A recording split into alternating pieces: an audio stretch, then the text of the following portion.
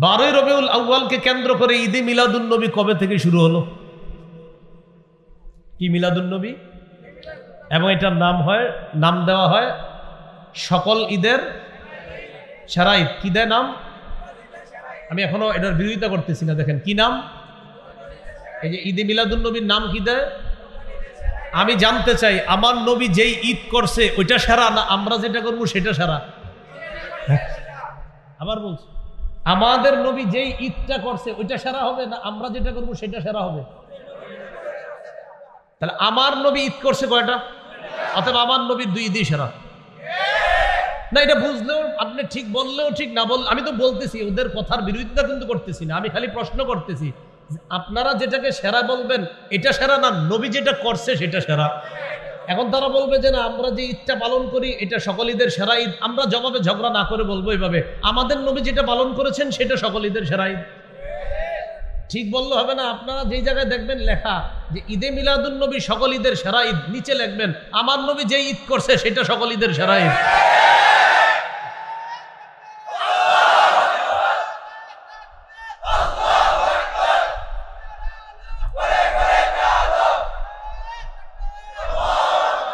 সুস্থ মস্তিষ্কে একটু বুঝেন, আমি কিন্তু হিট করছি না। যারা লেখেন, যারা বলেন যে সকল ঈদের সেরা ঈদ ঈদে মিলাদুন নবী, আমি কিন্তু আপনার কথা শ্রদ্ধার সাথে নিয়ে বলতেছি আপনার এই পালন যদি হয় সকল ঈদের সেরা ঈদ, আমার নবী যেটা পালন করছে আমাদের কাছে সেটা সকল ঈদের সেরা ঈদ।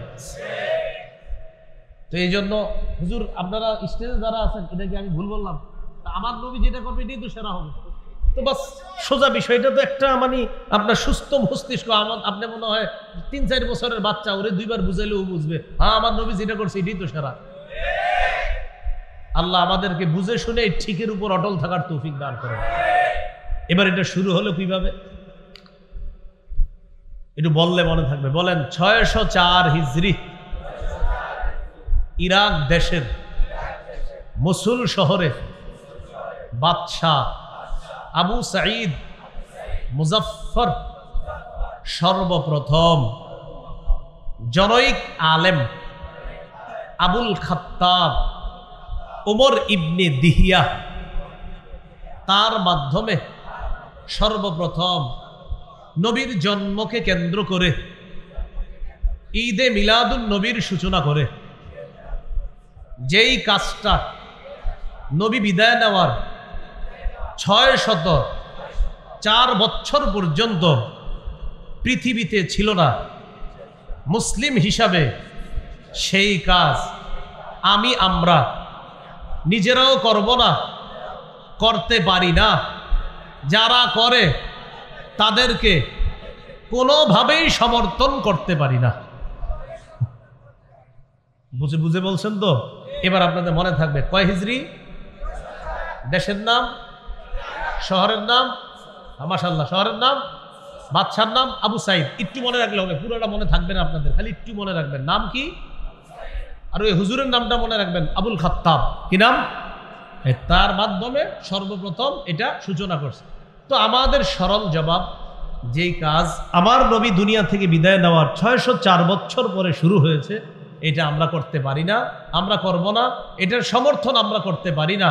আমরা ভদ্রতার সাথে বিনয়ের সাথে বলবো যারা এগুলা করে ভাই আপনারাও চলে আসেন, এই বেদাত পরিহার করে আমরা সকলে মিলেমিশে শিরিক বেদাত মুক্ত একটা বাংলাদেশ গঠন করার চেষ্টা করি। সহিহ বুখারীর বর্ণনা 7280 নম্বর হাদিস। রাসূলুল্লাহ সাল্লাল্লাহু আলাইহি ওয়াসাল্লাম বলেন, কুল্লু উম্মতি ইয়াদখুলুনাল জান্নাতা ইল্লা মান আবা। আমার উম্মতের সবাই জান্নাতে যাবে, শুধু যারা অস্বীকার করে তারা ছাড়া সবাই জান্নাতে যাবে। জিজ্ঞাসা করা হলো ওয়া ইয়াবা ইয়া রাসূলুল্লাহ, অস্বীকার কারা করে? রাসূলুল্লাহ সাল্লাল্লাহু আলাইহি সাল্লাম জবাব দিলেন, মান আতাআনি দাখালাল জান্নাহ। যে আমার আনুগত্য করলো সে জান্নাতে প্রবেশ করলো। ওয়ামান আসানি ফাকাদ আবা। যে আমার নাফরমানি করলো সেই অস্বীকার করলো, আর তার ঠিকানা হলো জাহান্নাম। বলি নাউজুবিল্লাহ। সহিহ বুখারীর বর্ণনা ৭২৮১ নম্বর হাদিস। রাসূলুল্লাহ সাল্লাল্লাহু আলাইহি সাল্লাম ঘুমিয়ে আছেন। জাআত মালাইকাতুন ইলান নবী সাল্লাল্লাহু আলাইহি ওয়াসাল্লাম, একদল ফেরেশতা রাসূলুল্লাহ সাল্লাল্লাহু আলাইহি সাল্লামের কাছে আসলেন। নবীজির পাশে তারা দাঁড়ালেন। তো একজন ফেরেশতা বললেন, ইন্নাহু নাইমুন, তিনি তো ঘুমায়। ওয়া ক্বালা বা'দুহুম ইন্নাল আইনা নাইমা ওয়াল কলবা ইয়াকযান। আরেকজন বললেন, তার চোখ ঘুমায় কিন্তু অন্তর ঘুমায় না, অন্তর জাগ্রত আছে। ফেরেশতারা বললেন, ইদরিবু লি সাহিবিকুম হাদা মাসালা, তোমরা তোমাদের এই সাথীর একটা দৃষ্টান্ত বর্ণনা করো। কোন সাথীর? রাসূলুল্লাহ সাল্লাল্লাহু আলাইহি সাল্লাম, এই নবীজির একটা দৃষ্টান্ত তোমরা বর্ণনা করো।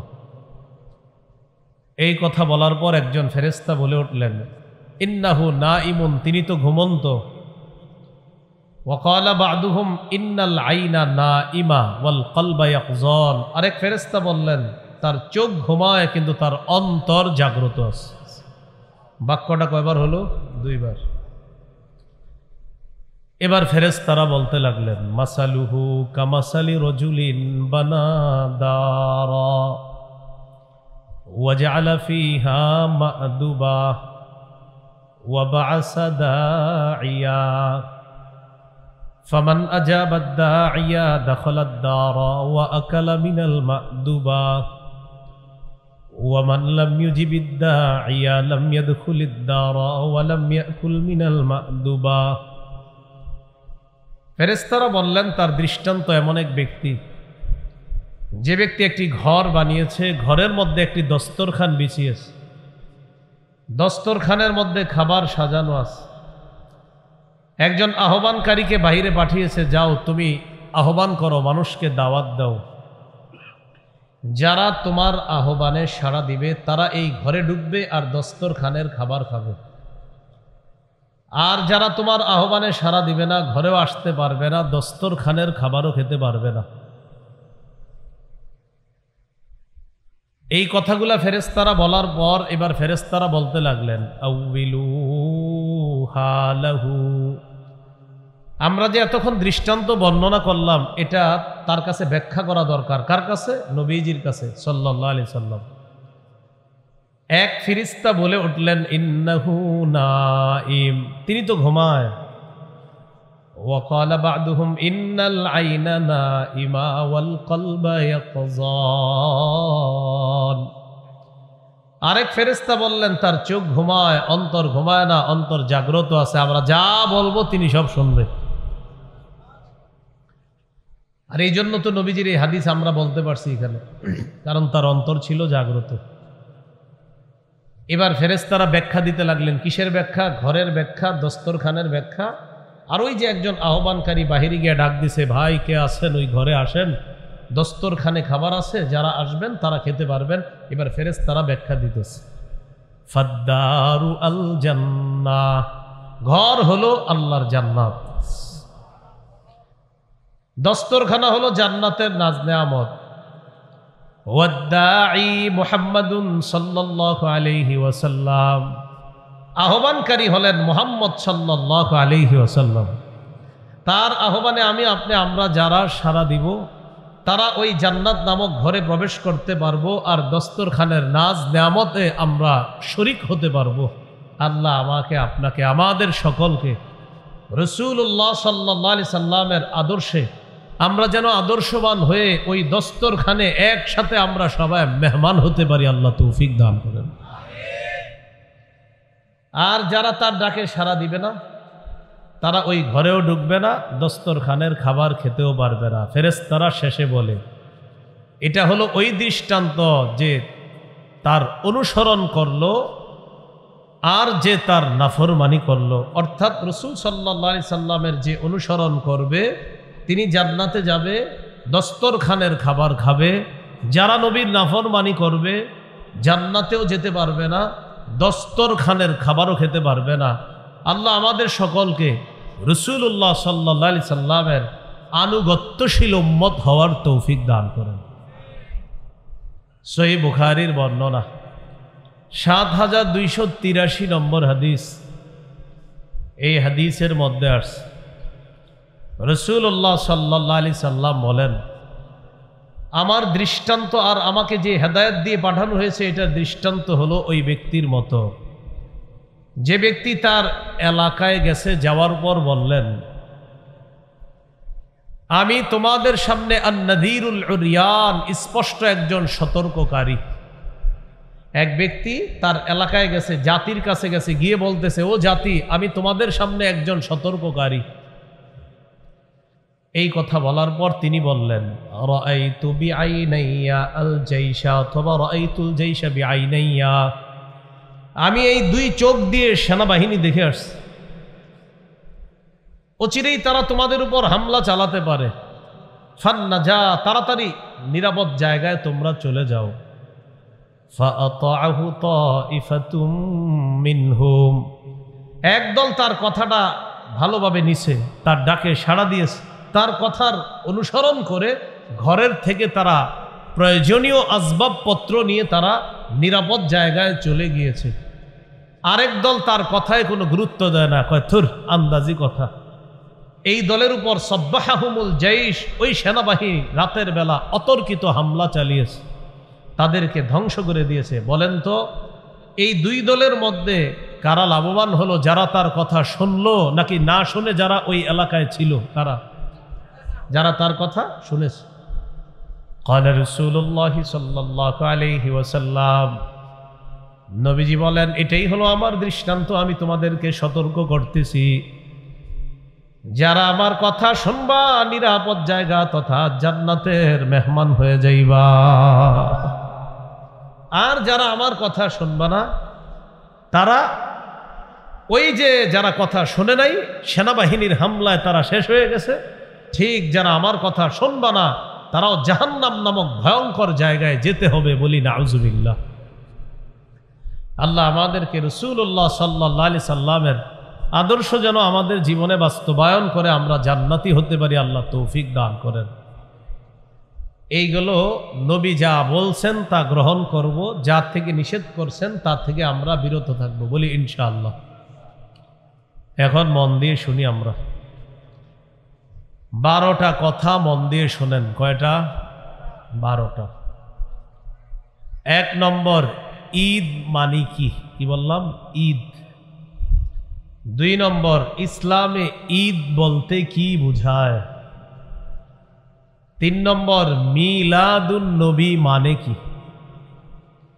4 নম্বর, রাসূল সাল্লাল্লাহু আলাইহি সাল্লামের জন্ম বার কবে? 5 নম্বর, রাসূল সাল্লাল্লাহু আলাইহি সাল্লামের জন্ম তারিখ কবে?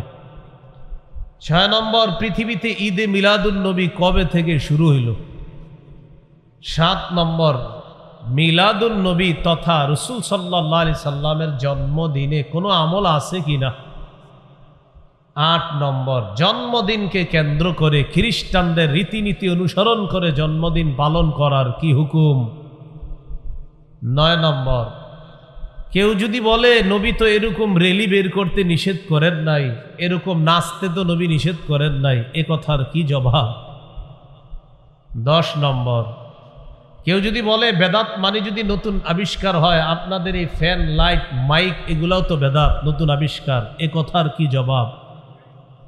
11 নম্বর, সর্বশেষ ভুলি দিবে, বুঝলাম সব বেদাত, তো আমার আব্বা যে কত 20 বছর করছে সেটাও কি বেদাত? এরকম প্রশ্ন আপনারে করবে, এবং এটাও বলতে পারে তোমার দাদাও তো এগুলো করছে, সেটাও কি বেদাত? মানে আপনারে হিট করবে, এটার কি জবাব? 12 নাম্বার, আমরা বেদাতের পরিবর্তে সুন্নাহ প্রচার করার ক্ষেত্রে এই জায়গায় আজকে যারা আছি সবাই একমত হয়ে যাব ইনশাআল্লাহ।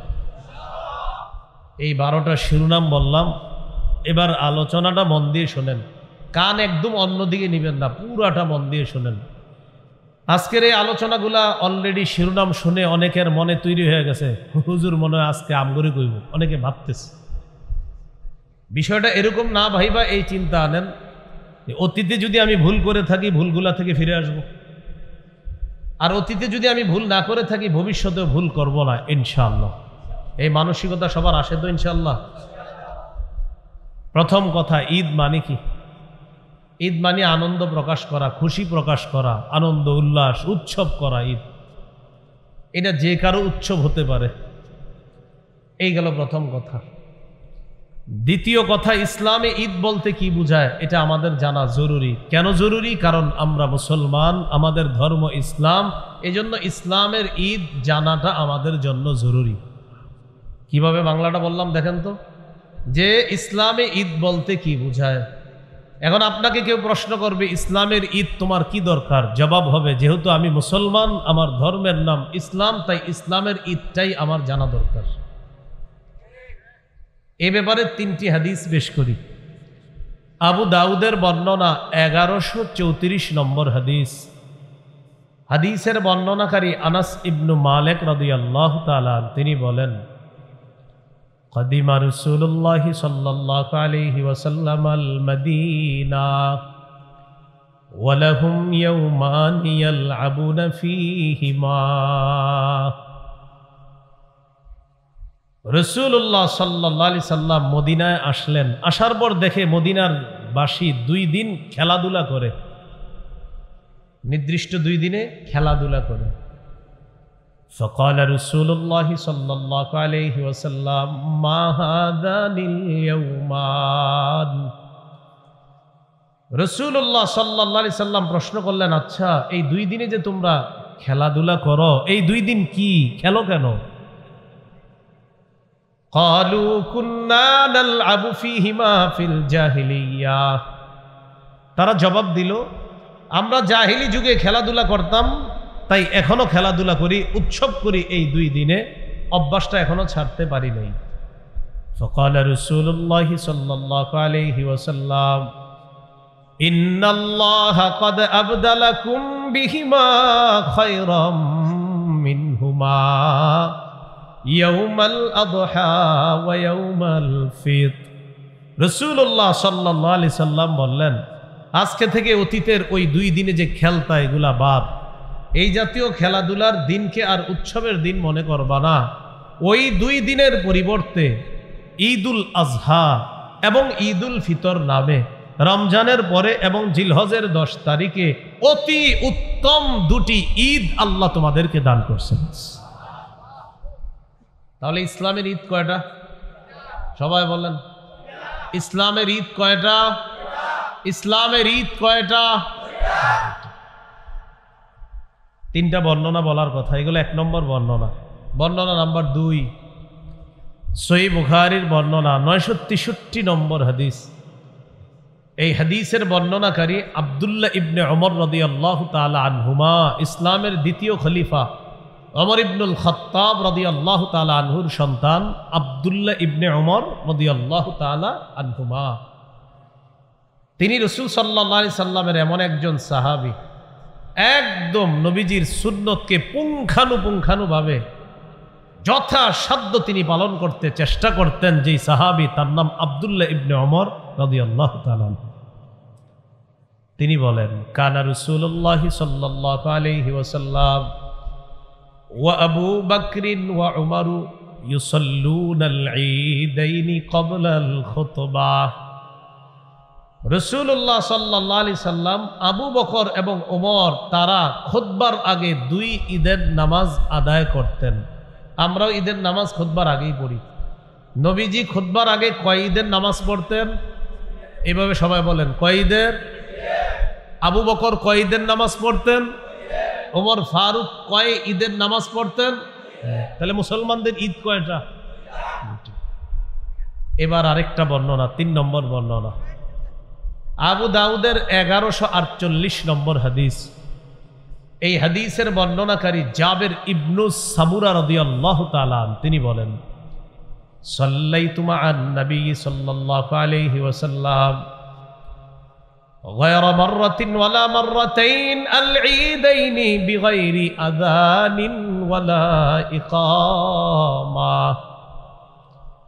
জাবের ইবনে সামুরা রাদিয়াল্লাহু তাআলা আনহু বলেন, একবার 2বার নয়, অসংখ্য অগণিত বার আযান এবং ইকামত ছাড়া আমি আল্লাহ নবীর সাথে 2 ঈদের নামাজ আদায় করলাম।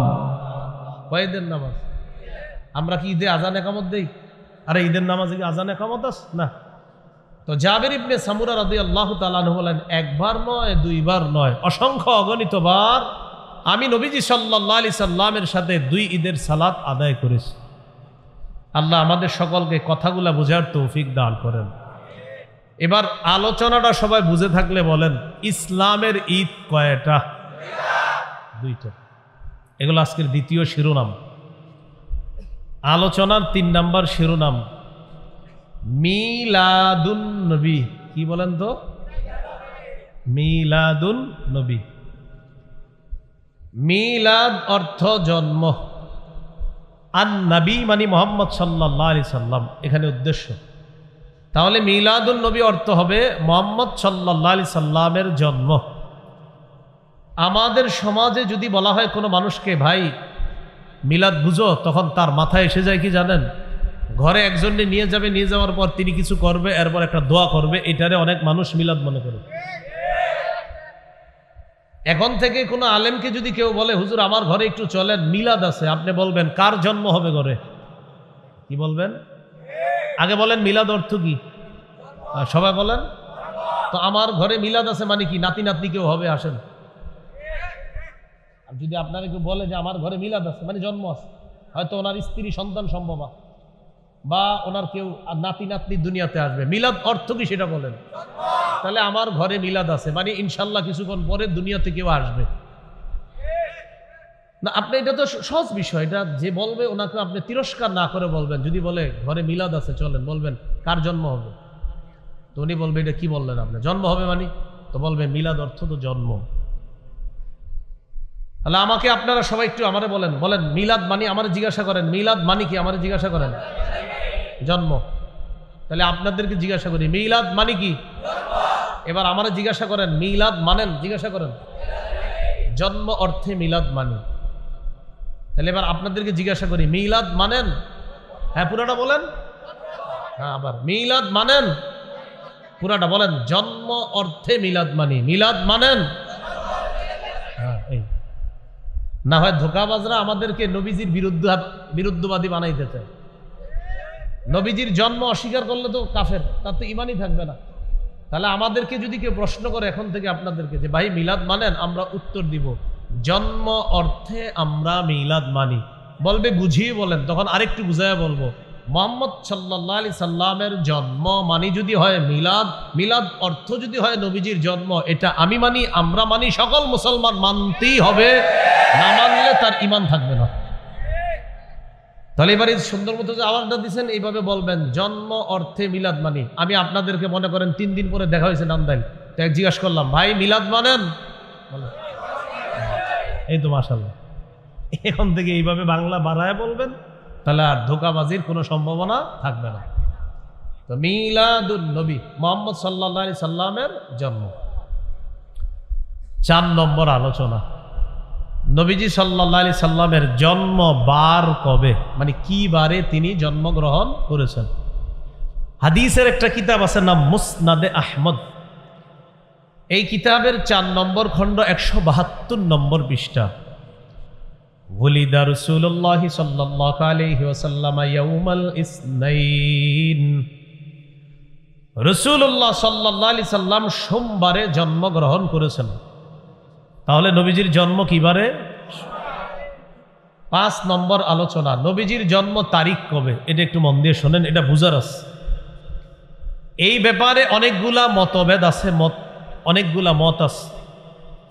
কেউ বলেন নবীজির জন্ম রবিউল আউয়াল মাসের 2 তারিখে, কেউ বলেন নবীজির জন্ম রবিউল আউয়ালের 8 তারিখে, কেউ বলেন রাসূলুল্লাহ সাল্লাল্লাহু আলাইহি সাল্লামের জন্ম রবিউল আউয়ালের 9 তারিখ, কেউ বলেন 10 তারিখে, কেউ কেউ বলেছেন নবীজি সাল্লাল্লাহু আলাইহি সাল্লামের জন্ম 12ই রবিউল আউয়াল, কেউ বলেছেন রাসূল সাল্লাল্লাহু আলাইহি সাল্লামের জন্ম 17ই রবিউল আউয়াল, কেউ কেউ বলেছেন রাসূল সাল্লাল্লাহু আলাইহি সাল্লামের জন্ম রবিউল আউয়াল মাসের 8 দিন বাকি থাকতে। মজার ব্যাপার, কেউ কেউ বলেছেন নবীজির জন্ম 12ই রমজান, কত রমজান? যদিও এটা একদম নতুন শুনছি আমরা, 12ই রমজান। তো নিতান্তই দুর্বল বর্ণনা, কিন্তু বলছে। আল বিদায়া ওয়ান নিহায়া ইতিহাসের কিতাব, লেখক মুহাম্মদ ইবনে কাসির রহমতুল্লাহি আলাইহি এই সব বর্ণনাগুলোর মধ্যে অন্যগুলাকে দুর্বল প্রমাণিত করে 3টা বর্ণনা নিয়ে তিনি আলোচনা করেছেন। কয়টা? 2, 8, 12। বলেন তো ভাই, কয় তারিখ? 8, 12, মানে 2 রবিউল আউয়াল, 8ই রবিউল আউয়াল, 12ই রবিউল আউয়াল। প্রথম আলোচনা 2 রবিউল আউয়াল। এটা দুর্বল প্রমাণ করি কিভাবে আমরা দেখেন। এই সনদের মধ্যে এইভাবে আছে, সনদটা আন মুহাম্মদ ইবনি সাদিন আনিল ওয়াকিদি। মুহাম্মদ ইবনে সাদ তার উস্তাদ ওয়াকিদি থেকে বর্ণনা করেছেন। ওয়াকিদি তার উস্তাদ আবু মাশার থেকে বর্ণনা করেছেন। একটু এদিক তাকাইলে বুঝবেন, এই তিনি আমার উস্তাদ, আমি তার ছাত্র। ঠিক আছে, আমার কম বয়স, সমস্যা নেই। আর এ আমার ছাত্র, তাহলে তার উস্তাদ আমি, আবার আমার উস্তাদ তিনি। বিষয়টা বুঝেন। তাহলে এর উস্তাদ আমি, আর আমি আবার ওনার ছাত্র, আবার তিনি আবার আমার উস্তাদ। এটা বুঝছেন নি সবাই? এটাকে বলে সূত্র। বলেন কি বলে? সূত্র। এই দেখেন এবার, মুহাম্মদ তিনি বর্ণনা করেছে ওয়াকিদি থেকে, ওয়াকিদি বর্ণনা করেছে আবু মাশার থেকে। তাহলে আবু মাশার ওনার ছাত্র ওয়াকিদি, ওয়াকিদির ছাত্র মুহাম্মদ। কি বর্ণনা? ওয়ালিদা রাসূলুল্লাহ সাল্লাল্লাহু আলাইহি ওয়াসাল্লাম, নবীজি জন্মগ্রহণ করেছেন ইয়াউমাল ইসনাইন, সোমবারে, লিলাইলাতাইনি খালাতা মিন শাহরি রবিউল আউয়াল, রবিউল আউয়াল মাসের 2 তারিখে আল্লাহ রাসূল সাল্লাল্লাহু আলাইহি সাল্লাম জন্মগ্রহণ করেছে। সূত্র কি? মুহাম্মদ ইবনে সাদ বর্ণনা করেছে তার উস্তাদ ওয়াকিদি থেকে, আর ওয়াকিদি বর্ণনা করেছে আবু মাশার থেকে। এবার দেখেন এই বর্ণনা কেন দুর্বল। আমার দিকে তাকান, আমার নাম ওয়াকিদি। কি নাম? ওয়াকিদি। আর ওনার নাম কি বানাইছি? আবু মাশার। ইবনে হাজার আসকালানী রহমতুল্লাহ আলাইহি বুখারী শরীফের ব্যাখ্যা গ্রন্থ যিনি লিখেছেন ফাতহুল বারী, এই ইবনে হাজার আসকালানী রহমতুল্লাহ আলাইহির বক্তব্য তার কিতাব তাকরিবুত তাহযীবের মধ্যে এসেছে। ওই যে ওয়াকিদি, যার নাম মাতরুকুন মা'a সিআতি ইলমিহি, ওয়াকিদির অনেক বুদ্ধি, অনেক জ্ঞান থাকার পরেও বর্ণনার ক্ষেত্রে তার বর্ণনা পরিত্যাজ্য। ওয়াকিদির এলেম আছে, অনেক প্রচুর বিদ্যা আছে, কিন্তু হাদিসের বর্ণনা, ঐতিহাসিক বর্ণনায় তার বর্ণনা গ্রহণযোগ্য নয়, তিনি পরিত্যাজ্য। রয়ে গেল ওয়াকিদির উস্তাদ আবু মাশার। তার ব্যাপারে মুহাদ্দিসিনে কেরামের অভিমত দাঈফুন ফির রিওয়ায়া, আবু মাশার বর্ণনায় দুর্বল। তাহলে দুইজন, একজন আবু মাশার তিনি বর্ণনায় দুর্বল, আরেকজন ওয়াকিদি তিনি বড় আলেম ঠিক, কিন্তু তার বর্ণনাও হাদিসের ক্ষেত্রে, ইতিহাসের ক্ষেত্রে তার বর্ণনা পরিত্যাজ্য। তাহলে 2 রবিউল আউয়ালের বর্ণনার সূত্রে এমন দুজন ব্যক্তি আছে, একজনের বর্ণনা পরিত্যাজ্য, আরেকজনের বর্ণনা দুর্বল। তাই 2 রবিউল আউয়ালের বর্ণনাটি দুর্বল। তাহলে 2 রবিউল আউয়ালের বর্ণনাটি কি বলেন তো? আলেম ছাড়া অন্যরা বুঝছেন নি? কি বলেন তো? আলেমরা তো সহজে বুঝে এই বিষয়গুলো, অন্যরা বুঝছেন? ওই যে সূত্র, সূত্রের একজনের বর্ণনা পরিত্যাজ্য, আরেকজনের বর্ণনা দুর্বল। এই দুইজন থাকার কারণে 2 রবিউল আউয়ালের বর্ণনাটাই দুর্বল। রয়ে গেল 8, 12। আমার সাথে একটু বলেন, হস্তি বাহিনী যে বছর, বলেন হস্তি বাহিনী যে বছর কাবায় হামলা চালিয়েছে, ওই বছর রাসূল সাল্লাল্লাহু আলাইহি ওয়াসাল্লাম জন্মগ্রহণ করেছেন। এ ব্যাপারে প্রায় সকল ঐতিহাসিকগণ একমত। ছোটবেলা থেকে শুনছেন না, ওই হাতি বাহিনী মক্কায় হামলা চালাইছে। আলাম তারা কাইফা ফাআলা রাব্বুকা বিআসহাবিল ফিল, এই আসহাবুল ফিল। তাহলে নবীজির জন্ম কোন বছর? হস্তি বাহিনী যে বছর কাবায় হামলা চালিয়েছে। এখন আমার সাথে আরেকটা বিষয় বলেন, তাহলে সহজে মনে থাকবে। বলেন, কাবায় হামলা চালানোর 50 দিন পর নবীজি সাল্লাল্লাহু আলাইহি সাল্লামের জন্ম। এবার আমি আপনাদেরকে একটু প্রশ্ন করি, আপনারা উত্তর দিবেন। হস্তি বাহিনী যে বছর কাবায় হামলা চালায়, এই বছর কার জন্ম? হামলার কতদিন পরে জন্ম? এবার 50 দিনটা আমরা বাইর করি, দেখেন। হস্তি বাহিনী কাবায় হামলা চালাইছে মুহররম মাসের 13 দিন বাকি থাকতে। কয় দিন বাকি থাকতে? তাহলে মুহররমের 13। মুহররম মাসের পরের মাসের নাম কি? সফর। তাহলে মুহররমের 13, সফর মাসের 30, 30 আর 13 কত হয়? 43। সফর মাসের পরের মাসের নাম কি? রবিউল আউয়াল। রবিউল আউয়ালের 7 দিন যাওয়ার পর যখন সূর্য ডুবে যাবে তখন 8ই রবিউল আউয়াল শুরু। তাহলে 43 এর সাথে কত হয়? 50। বলেন 43 এর সাথে কত? তাহলে মুহররমের 13 দিন, সফরের 30, 43, রবিউল আউয়ালের 7 গিয়ে 8 নাম্বার তারিখ, 50 দিন পর হয় 8ই রবিউল আউয়াল। বিশুদ্ধ বিদগ্ধ উলামায়ে কেরামের অভিমত হলো আল্লাহ রসুলের জন্ম 8 তারিখেই, এই কথাটি বিশুদ্ধ। তাহলে রসুল সাল্লাল্লাহু আলাইহি সাল্লামের জন্ম কয় তারিখে? 8ই। এই ব্যাপারে উলামায়ে কেরাম বলেন এটাই বিশুদ্ধ হওয়ার বেশি দাবি রাখে। কেউ কেউ বলেন গাণিতিক হিসাবে রসুল সাল্লাল্লাহু আলাইহি সাল্লামের জন্ম 9 রবিউল আউয়াল। এবার একটা কথা মনে রাখবেন, 8 এবং 9, কি বললাম? 8 এবং 9, এই ব্যাপারে পৃথিবীর বিখ্যাত বিশুদ্ধ বিদগ্ধ উলামায়ে কেরাম এই ব্যাপারে একমত যে নবীর জন্ম 8 অথবা 9 রবিউল আউয়াল, এই কথাটি বিশুদ্ধ। বলেন এই কথাটি কি? এবার আমার সাথে বলেন 12ই রবিউল আউয়াল নবীজির জন্ম, এই কথাটি প্রসিদ্ধ হলেও বিশুদ্ধ নয়। কি বললাম? 12ই রবিউল আউয়াল কি? প্রসিদ্ধ। 12ই রবিউল আউয়াল কি? হলেও কি নয়? কোরআনের আয়াত সংখ্যা 6666, এ কথাটি প্রসিদ্ধ হলেও বিশুদ্ধ নয়। 6236, এ কথাটি বিশুদ্ধ হলেও প্রসিদ্ধ নয়। কোরআনের আয়াত সংখ্যা 6666, এ কথাটি প্রসিদ্ধ হলেও বিশুদ্ধ নয়। কোরআনের আয়াত সংখ্যা 6236টি, এ কথাটি বিশুদ্ধ হলেও প্রসিদ্ধ নয়। এজন্য প্রসিদ্ধ আর বিশুদ্ধের পার্থক্য বুঝে বিশুদ্ধটাই গ্রহণ করার তৌফিক দান করেন। এবার 12ই রবিউল আউয়ালের বর্ণনাটি একটু বলি, দেখেন। আন সাঈদ ইবনে মিনা আন আফফান ইবনে মুসলিম আন জাবির ইবনে আব্দুল্লাহ ওয়া আব্দুল্লাহ ইবনে আব্বাস রাদিয়াল্লাহু তাআলা আনহুমা ولد رسول الله صلى الله عليه وسلم يوم الاثنين الثاني عشر من شهر ربيع الأول। সাঈদ ইবনে মিনা তার উস্তাদ আফফান থেকে বর্ণনা করেন, তিনি বর্ণনা করেন জাবের এবং আব্দুল্লাহ ইবনে আব্বাস রাদিয়াল্লাহু তাআলা আনহুমা থেকে। তারা বলেন আল্লাহ নবীর জন্ম 12ই রবিউল আউয়াল সোমবার। কত রবিউল আউয়াল? তাহলে 12ই রবিউল আউয়াল জন্ম, এই বর্ণনাটা আমরা শুনলাম। এবার দেখেন ওই আবার আগের মতো সূত্র মনে আছে? সূত্রের কথা। ছাত্রের নাম সাঈদ, বলেন ছাত্রের নাম কি? উস্তাদের নাম আফফান, বলেন ছাত্রের নাম। উস্তাদের নাম আফফান, ছাত্রের নাম। উস্তাদের নাম। মজার ব্যাপার, সাঈদ যিনি তিনিও বিশুদ্ধ বর্ণনাকারী, আফফান যিনি তিনিও বিশুদ্ধ বর্ণনাকারী। এবার প্রশ্নগুলো সুন্দরভাবে মনে রাখবেন। হুজুর 12ই রবিউল আউয়ালের বর্ণনাকারীর সূত্রের মধ্যে ছাত্র সাঈদ যিনি তিনিও বিশুদ্ধ বর্ণনাকারী, সূত্রের মধ্যে উস্তাদ আফফান তিনিও বিশুদ্ধ বর্ণনাকারী। সূত্রে 2 জন বিশুদ্ধ বর্ণনাকারী থাকার পরেও 12ই রবিউল আউয়ালকে কেন আপনারা বিশুদ্ধ বলছেন না? 12ই রবিউল আউয়ালের যে সূত্র, এই সূত্রের মধ্যে যিনি সাঈদ বর্ণনা করছেন তিনিও বিশুদ্ধ, আবার তার উস্তাদ আফফান তিনিও কি? বিশুদ্ধ।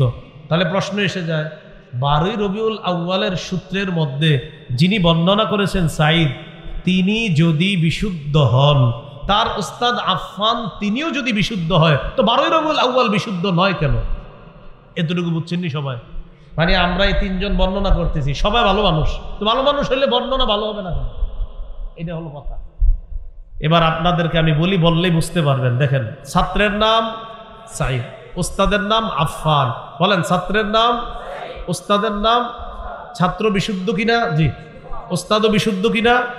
এবার দেখেন, উস্তাদের মৃত্যু 110 হিজরিতে, আফফান উস্তাদের মৃত্যু কত হিজরিতে? সাঈদের জন্ম 130 হিজরির পরে।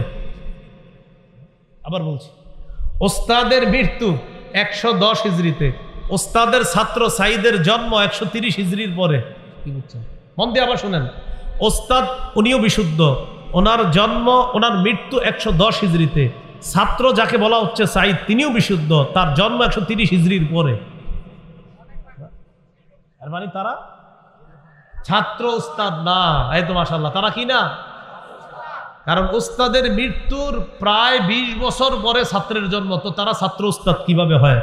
এবার বলেন তাহলে মাঝখানে তাদের এই সূত্রের মাঝখানে, বলেন এই সূত্রের মাঝখানে বিচ্ছিন্নতা রয়েছে। বিচ্ছিন্নতাকে আরবিতে ইনকিতা বলে। ইনকিতা যেই সূত্রে থাকে ওই বর্ণনাটিকে মুনকাতি বলে। মুনকাতি বর্ণনা বিশুদ্ধ দলিল হিসাবে গ্রহণযোগ্য না। তাহলে এবার আপনারা, আমি আশা করি আমি আলেম ছাড়া অন্যরাও সহজে বুঝছেন। দেখেন, বর্ণনাকারী ওস্তাদও বিশুদ্ধ, ছাত্রও বিশুদ্ধ। তো প্রশ্ন এসে যায়, বিশুদ্ধ হলে বর্ণনা বিশুদ্ধ নয় কেন? মজার ব্যাপার হলো, কে জানে মাঝখানে একটু ঝামেলা করে ফেলছে। ওস্তাদও বিশুদ্ধ ঠিক, কিন্তু তার মৃত্যু 110, আর ছাত্র বিশুদ্ধ ঠিক, কিন্তু তার জন্মই হয়েছে 130 হিজরির পরে। অতএব তাদের দুইজনের কোনো সাক্ষাৎ ঘটে নাই, মাঝখানে একটা ঝামেলা হয়েছে। এই ঝামেলার কারণে এই বর্ণনাটি প্রসিদ্ধ হয়ে গেল, বিশুদ্ধ নয়। বুঝে শুনে ঠিক বলছেন তো? আল্লাহ আমাদেরকে এই বুঝের উপরে অটল থাকার তৌফিক দান করেন। এখন তো আমি বললাম 8, 9 বিশুদ্ধ, 12 তারিখটা হলো প্রসিদ্ধ কিন্তু বিশুদ্ধ নয়। ঝগড়া থেকে বাঁচার জন্য কি করবেন? এলাকায় কিন্তু এই বয়ানের পরে কালকে এরকম হইতে পারে, তোরা 8 বললে বল, 9 বললে বল, আমি 12। আবার কেউ বলবেন না আমি বলি না, আমি বলি। আর ঝগড়া থেকে বাঁচবেন কিভাবে? এটার একটা বুদ্ধি আছে। আমাকে একটু আপনারা সবাই জিজ্ঞাসা করেন, নবীর জন্ম কবে? জিজ্ঞাসা করেন। এবার ঝগড়া মুক্ত উত্তর দিয়ে দেখেন, 8 থেকে 12 রবিউল আউয়ালের যে কোনো একদিন। 8ই রবিউল আউয়াল থেকে 12ই রবিউল আউয়ালের মাঝে নিশ্চিত যে কোনো একদিন নবীজির জন্ম হয়েছে। আর ঝগড়া রইব না। এনে বলবে কি, এই মেয়ে আপনি 8 থেকে 12ই বলছেন কেন? 12। আপনি বলবেন হ্যাঁ ঠিক আছে 12। তাহলে কি 8? আপনি বলবেন হ্যাঁ 8। তাহলে কি 9? বলবেন হ্যাঁ 9। আপনি বিপদে ফেলাইতে পারবেন। আপনি বলবেন 8 থেকে 12-র মধ্যে হয়েছে, এটা তুমি নিশ্চিত থাকো, তুমি টেনশন করো না। অতএব এটা নিয়ে ঝগড়া করার কিছু নেই। এইগুলো আজকের 5 নাম্বার আলোচনা। নবীজির জন্ম তারিখ কবে, এই ব্যাপারে আমরা কিছু জ্ঞান শিখলাম, জানলাম।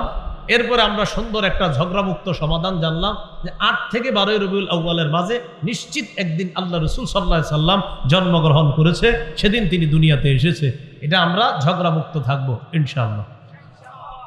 6 নাম্বার গুরুত্বপূর্ণ আলোচনা, 12 রবিউল আউয়ালকে কেন্দ্র করে ঈদে মিলাদুন নবী কবে থেকে শুরু হলো? কি মিলাদুন নবী? এবং এটার নাম দেওয়া হয় সকল ঈদের সেরা ঈদ। কি দেয় নাম? আমি এখনো এটার বিরোধিতা করতেছি না। দেখেন কি নাম, এই যে ঈদে মিলাদুন নবীর নাম কি দেয়? আমি জানতে চাই, আমার নবী যেই ঈদ করছে ওইটা সেরা, না আমরা যেটা করবো সেটা সেরা? আবার বলছি, আমাদের নবী যেই ঈদটা করছে ওইটা সেরা হবে, না আমরা যেটা করবো সেটা সেরা হবে? তাহলে আমার নবী ঈদ করছে কয়টা? অথবা আমার নবীর 2 ঈদই সেরা না? এটা বুঝলেও আপনি ঠিক, বললেও ঠিক, না বললে আমি তো বলতেছি, ওদের কথার বিরোধিতা কিন্তু করতেছি না। আমি খালি প্রশ্ন করতেছি, আপনারা যেটাকে সেরা বলবেন এটা সেরা, না নবী যেটা করছে সেটা সেরা? এখন তারা বলবে যে না, আমরা যে ঈদটা পালন করি এটা সকল ঈদের সেরা ঈদ। আমরা জবাবে ঝগড়া না করে বলবো এইভাবে, আমাদের নবী যেটা পালন করেছেন সেটা সকল ঈদের সেরা ঈদ। ঠিক বললে হবে না। আপনারা যেই জায়গায় দেখবেন লেখা যে ঈদে মিলাদুন নবী সকল ঈদের সেরা ঈদ, নিচে লিখবেন আমার নবী যে ঈদ করছে সেটা সকল ঈদের সেরা ঈদ।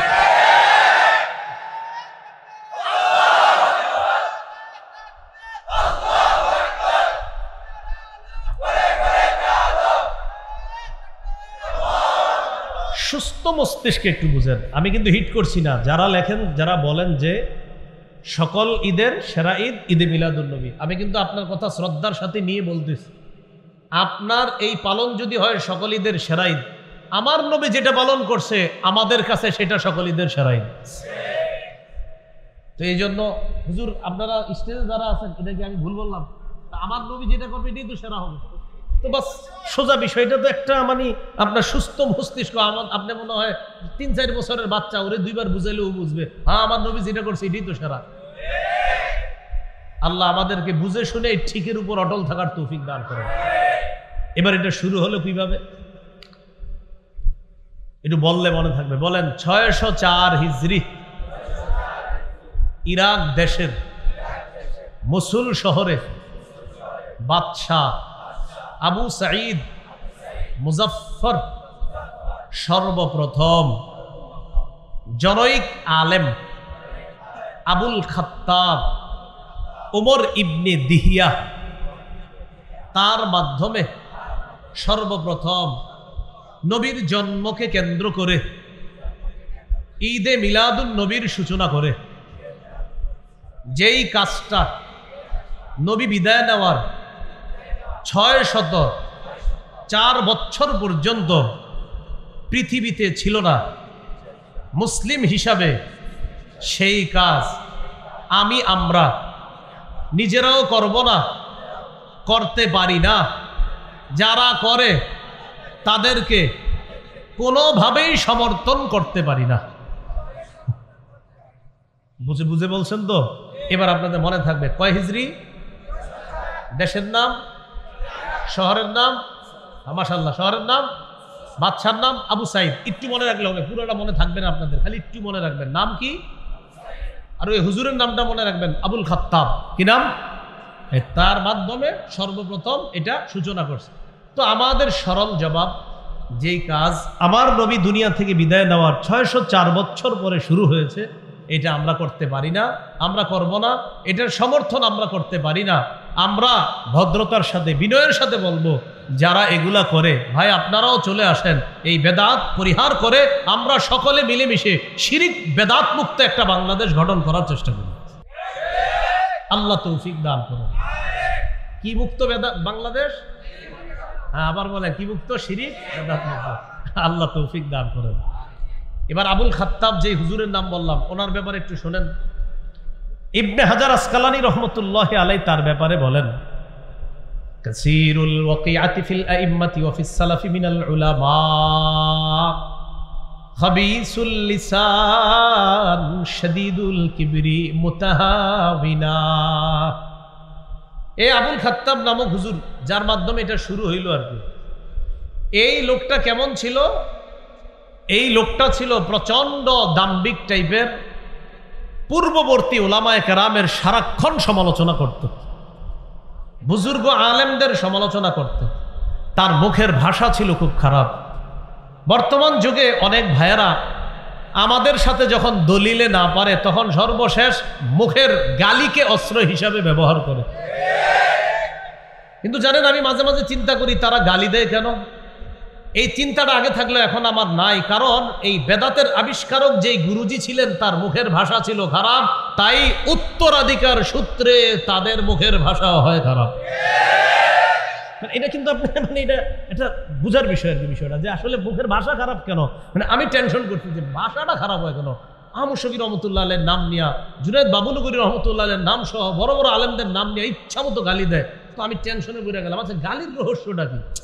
গালির রহস্য আমি খুঁজতে খুঁজতে দেখলাম, এই বেদাতের এই বেদাতগুলার আবিষ্কারক যে হজরত, এই হজরতের মুখের ভাষা ছিল খুব খারাপ, এ আলেমদেরকে গালি দিত। তা এ যুগেও যদি কেউ কোরআন সুন্নাহর কথা শোনার পর আপনাকে গালি দেয়, আপনি টেনশন করবেন না, আপনি বলবেন মাশাআল্লাহ, উত্তরাধিকার সূত্রে সুন্দরী পেয়েছেন। বিষয়টা এটা কোনো ঝগড়ার কিছু না। বিষয়টা আল্লাহ আমাদেরকে বুঝার তৌফিক দান করেন।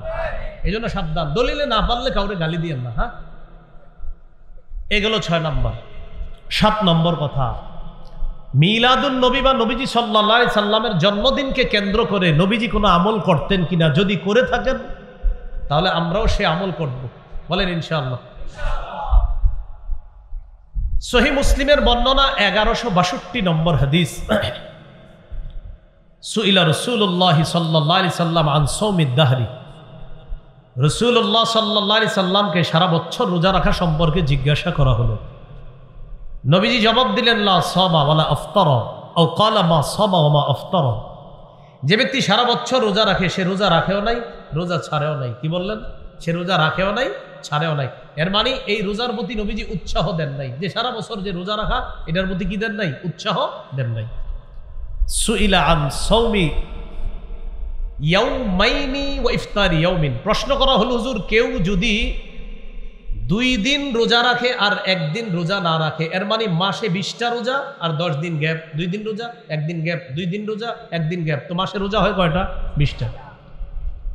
নবীজি জবাব দিলেন, আইয়ুনা ইউতিকু যালিকা, আমাদের মাঝে এরকম কার সামর্থ্য আছে, শক্তি আছে যে সে এইভাবে 2টা রোজা রাখবে আর 1টা রাখবে না, এরকম শক্তি কার আছে? রাখলে আদায় হয়ে যাবে। কিন্তু নবী হাদিস দ্বারা বোঝা যায় এটাও নবী উৎসাহ দিচ্ছেন না যে 2টা রাখবে আর 1টা রাখবে না, অর্থাৎ মাসে 20টা আর 10টা না রাখা, এটাও নবীজি উৎসাহ দেন নাই। সুইলা আন সাওমি ইয়াউমিন ওয়া ইফতারি ইয়াউমাইন। প্রশ্ন করা হলো, হুজুর কেউ যদি 1 দিন রোজা রাখে আর 2 দিন রোজা না রাখে, তার ব্যাপারে জানতে চাই। নবীজি বললেন, লাইতা আন্নাল্লাহা কাওয়ানা লিযালিকা, আমি আশাবাদী আল্লাহ যদি আমাদের সকলকে এই জাতীয় রোজা রাখার শক্তি দান করতেন। নবীজি বলেন, হ্যাঁ, আমাদেরকে যদি আল্লাহ এই জাতীয় রোজা রাখার শক্তি দান করতেন, এর মানে 1 দিন রোজা আর 2 দিন গ্যাপ দেওয়া, এটা নবী খুব পছন্দ করেন। মাসে 10টা রোজা আর 20 দিন গ্যাপ, এটা আল্লাহ রসুল পছন্দ করছেন, এটার প্রতি নবীজির উৎসাহ আছে। সুইলা আন সাওমি ইয়াউমিন ওয়া ইফতারি ইয়াউমিন। জিজ্ঞাসা করা হলো, হুজুর কেউ যদি 1 দিন রোজা রাখে 1 দিন রোজা ভাঙে, অর্থাৎ 1 দিন রোজা না রাখে, এটা কি হবে? নবীজি বললেন, যাকা সাওমু আখি দাউদ আলাইহিস সালাতু ওয়াস সালাম, এটা তো আমার ভাই দাউদ নবীর রোজা, এটাও উত্তম রোজা। 1 দিন রাখা 1 দিন না রাখা, এটাও নবীজি সাল্লাল্লাহু আলাইহি সাল্লামের উৎসাহ আছে। বাকি বেশি উৎসাহ কোনটা? 10 দিন রোজা রাখা আর 20 দিন মাসে রোজা না রাখা, এটার প্রতি বেশি উৎসাহ। এবার প্রশ্ন করলেন, সুইলা আন সাওমি ইয়াউমিল ইসনাইন, ইয়া রাসূলুল্লাহ সোমবারের রোজার ব্যাপারে আপনার কাছে জানতে চাই। নবীজি বললেন, ইয়াউমুন ওয়ালিদতু ফি, সোমবার এমন একটা বার, এই দিনে আমি দুনিয়াতে এসেছি, আমি জন্মগ্রহণ করেছি, তাই আমি নবী সোমবার রোজা আদায় করি। নবীজির জন্মদিনে নবীজি কি রাখতেন? বলেন, নবীজির জন্মদিনে নবী কি রাখতেন? এবার আপনাদের কাছে আমার জিজ্ঞাসা, সোমবার বছরে একবার 12ই রবিউল আউয়াল, তাহলে সোমবার বছরে একবার, তাহলে নবীজির জন্মদিনের আমল কি বাৎসরিক না সাপ্তাহিক? হ্যাঁ, এই ব্যাপারে আগে একমত হন। নবীজির জন্মদিনের আমল সাপ্তাহিক না বাৎসরিক? সপ্তাহের কি বারে? এজন্য ওই ব্যক্তি হবে সবচাইতে প্রকৃত শ্রেষ্ঠ আশিক রাসূল, যে রাসূল সাল্লাল্লাহু আলাইহি সাল্লামের জন্মদিনে নবীর সুন্নাহকে অনুসরণ করে প্রতি সোমবার যে রোজা রাখবে, সে হবে খাঁটি আশিক রাসূল। তাহলে নবীজি সাল্লাল্লাহু আলাইহি সাল্লামের জন্মদিনের আমল বাৎসরিক না সাপ্তাহিক? আল্লাহ আমাদেরকে প্রকৃত আশিক রাসূল হওয়ার জন্য আমরা যেন সপ্তাহে অন্তত সোমবার দিন রোজা আদায় করতে পারি, আল্লাহ তৌফিক দান করেন। পাশাপাশি চেষ্টা করবেন বৃহস্পতিবারে রোজা রাখতে। নবীজি সোম এবং বৃহস্পতি এই 2 দিন রোজা রাখতেন। প্রশ্ন করলেন, হুজুর কেন রাখেন? নবীজি বললেন, এই 2 দিন আমল নামা আল্লাহর কাছে পেশ করা হয়, আমি রোজা অবস্থায় আমার আমল নামাটা যেন আল্লাহর কাছে পেশ করা হয়, তাই আমি এই 2 দিন নফল রোজা রাখি, সোমবার আর বৃহস্পতিবার। প্রিয় ভাইয়ারা, আপনাদের কাছে আমি জানতে চাই, মিলাদুন নবী তথা নবীজি সাল্লাল্লাহু আলাইহি সাল্লাম জন্মদিনে কি আমল করতেন? কিবারে? সোমবার বছরে না সপ্তাহে? তাহলে নবীজির জন্মদিনের আমলটা কি বাৎসরিক না সাপ্তাহিক? আল্লাহ আমাদের সকলকে এই কথাগুলা বুঝে, পার্থক্য বুঝে প্রকৃতপক্ষে আল্লাহ রসুলের সুন্নাহ অনুসরণ করার তৌফিক দান করেন। 8 নাম্বার আলোচনা, জন্মদিন কেন্দ্র করে বেদাত গ্রহণযোগ্য না। বেদাত এটা খ্রিস্টানদের রীতিনীতি, এগুলা জন্মদিন পালন করা, এগুলা খ্রিস্টানদের কালচার। বলেন, জন্মদিন পালন করা কার কালচার? আপনি অবাক হবেন, আশ্চর্য হবেন, কেকের উপরে হ্যাপি বার্থডে লেখা লেখে, হ্যাপি বার্থডে ইয়া রাসূলুল্লাহ। হ্যাঁ, কত ভয়ঙ্কর কথা, হ্যাপি বার্থডে ইয়া রাসূলুল্লাহ। কেক কাটতেছে আমাদের বাংলাদেশে, যেখানে 90% নাকি মুসলমানের দেশ, এখানে আমাদের নাকের ডগায় লিখতেছে হ্যাপি বার্থডে ইয়া রাসূলুল্লাহ। তো এটা কোন ধরনের আপনি পরিচয় দিলেন ভাই? এটা রাসূলের সুন্নাহের পরিচয় দিলেন না। তাহলে জন্মদিন কেন্দ্র করে বেদাত নিষিদ্ধ। বেদাত নিষিদ্ধ। বেদাত যে ব্যক্তি করবে, বেদাতি কাজ না ছাড়া পর্যন্ত তার তওবা আল্লাহ তাআলা কবুল করবেন না। সুনানে দারিমির 54-94 নম্বর হাদিসের বর্ণনা, নবী বলেন, ইন্নাল্লাহা হাজাবাত তাওবাতা আন কুল্লি সাহিবি বিদআতিন হাত্তা ইয়াদা বিদআতাহ।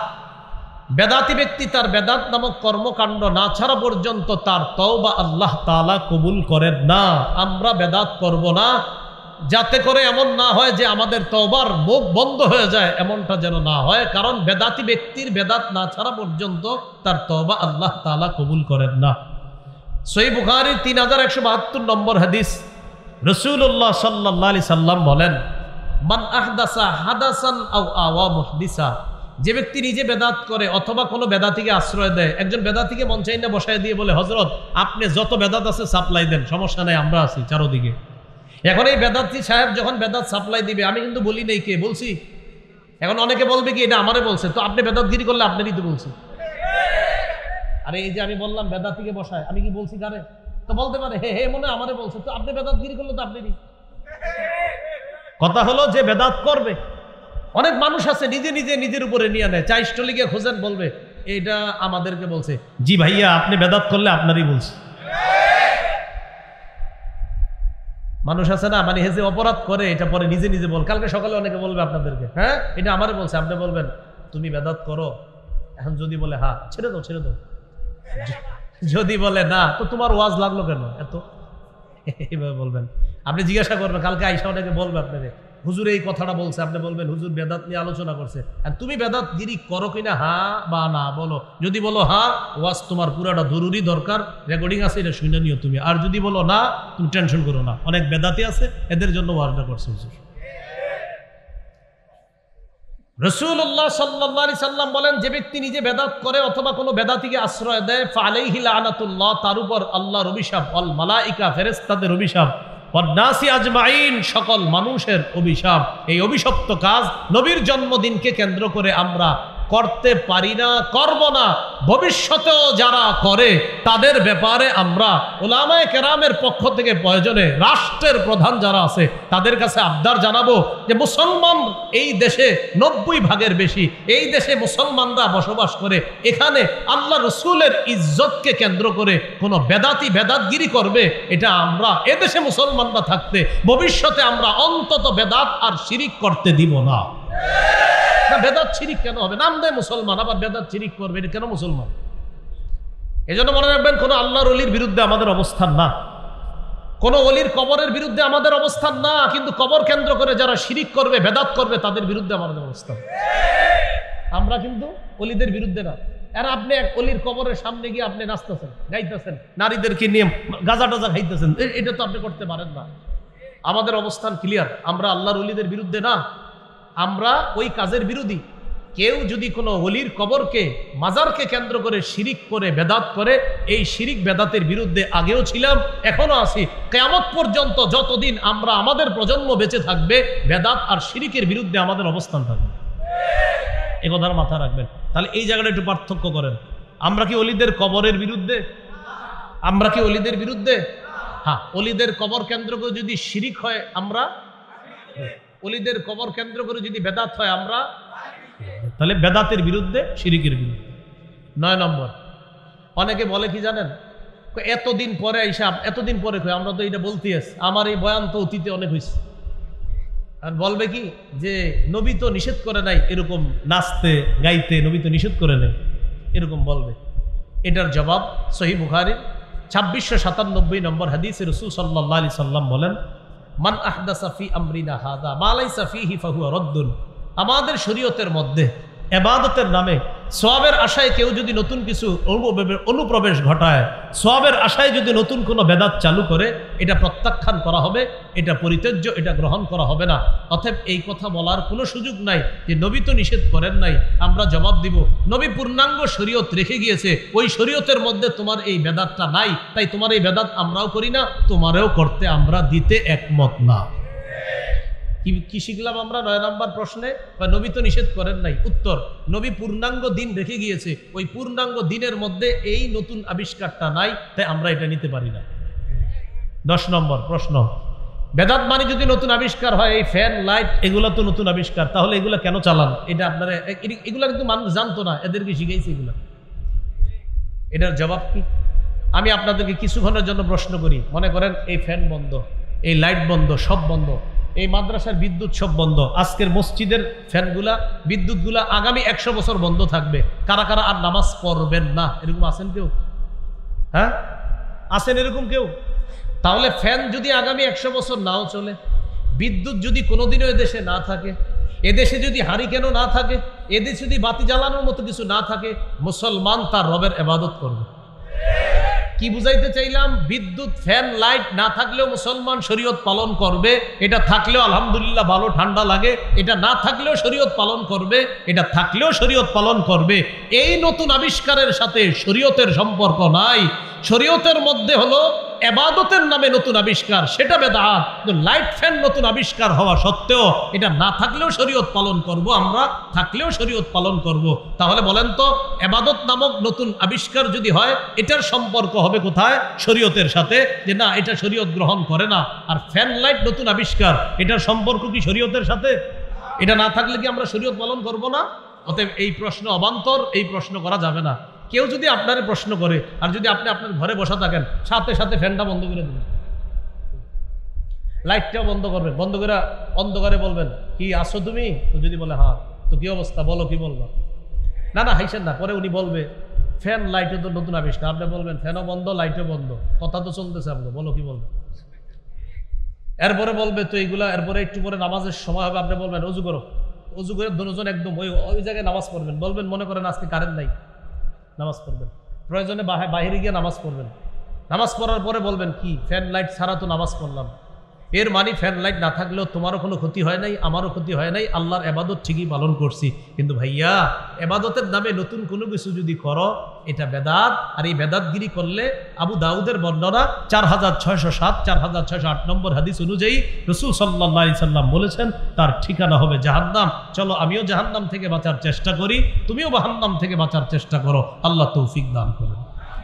তাহলে আপনাদেরকে আমি বলি, ফ্যান লাইট যদি থাকে বা না থাকে, আমরা শরীয়ত পালন করা বা না করার কোনো প্রশ্ন আসবে না। আল্লাহ কথাগুলো বুঝার তৌফিক দান করেন। 11 নাম্বার শেষ অস্ত্র, এবার বলবে সব বুঝলাম, তোর আব্বাও তো গত 20 বছর করছে, আপনার বলবে। এরপর বলবে আমার দাদা করছে 54 বছর। এই ক্ষেত্রে সোজাসুজি জবাব, আমি যে জবাব কঠিনভাবে দেই, আমার আব্বা না, আমার 14 গোষ্ঠী না, 14 দুগুণে 28 গোষ্ঠী যদি ভুল করে থাকে, ভুল ভুল কিয়ামত পর্যন্ত ভুল, ভুল তো ভুলি। মানে এগুলো অনেক সময় হিট করতে চায় আর কি। মনে করেন আমারও যদি কেউ বলে ও তোমারও তো অমুক প্রজন্মকে দেখছি করতে, আমি সুন্দরভাবে বলি কে করছে বা অমুকে, আমি ভুল করছে মনে করে কি আমি বলবো না, আমি ব্যাখ্যা করে মনে হয় ওনারে সঠিক বানাবো না, ভুল ভুল একটু বলতে পারি আল্লাহ আমার আব্বা না বুঝা ভুল করছে, দাদা না বুঝা ভুল করছে, আপনি মাফ করে দেন, কিন্তু ভুল ভুল। সর্বশেষ কথা বলেন, বেদাতের পরিবর্তে এত বেশি সুন্নাহের প্রচার করব যেন ব্যাপকভাবে সুন্নাহের প্রচারের কারণে বেদাতের কবর হয়ে যায়। তাহলে ব্যাপক পরিমাণে কি প্রচার করব ভাই? সুন্নাহ প্রচার করব। বলেন ইনশাআল্লাহ। রাসূলুল্লাহ সাল্লাল্লাহু আলাইহি সাল্লাম বলেন, আমার একটা সুন্নত যদি কেউ জিন্দা করে, তার দেখা দেখি যতজন আমল করবে এই পরিমাণ সওয়াব আল্লাহ তাকেও দান করবেন। আল্লাহ আমাদের সকলকে রাসূলুল্লাহ সাল্লাল্লাহু আলাইহি সাল্লামের জীবনীকে কেন্দ্র করে বেদাত থেকে বেঁচে আদর্শ জীবন যাপন গঠন করার তৌফিক দান করেন। সুবহানাল্লাহি ওয়া বিহামদিহি, সুবহানাকাল্লাহুম্মা ওয়া বিহামদিকা আশহাদু আল্লা ইলাহা ইল্লা আনতা আস্তাগফিরুকা। এই বেদাত সম্পর্কে, শিরিক বেদাত সম্পর্কে আলোচনা বিস্তারিত জানার জন্য আমার সংকলন মিম্বরের আমানত 2য় খণ্ডটা সবাই পড়বেন। হ্যাঁ, বেদাত শিরিক কুফর জানার জন্য। ওরা আজকে এই গাড়িতেও নিয়ে এসেছে, কিতাবটা পাবেন, গাড়িতেও কিতাবটা আছে, 1 থেকে 6 খণ্ড মিম্বরের আমানত।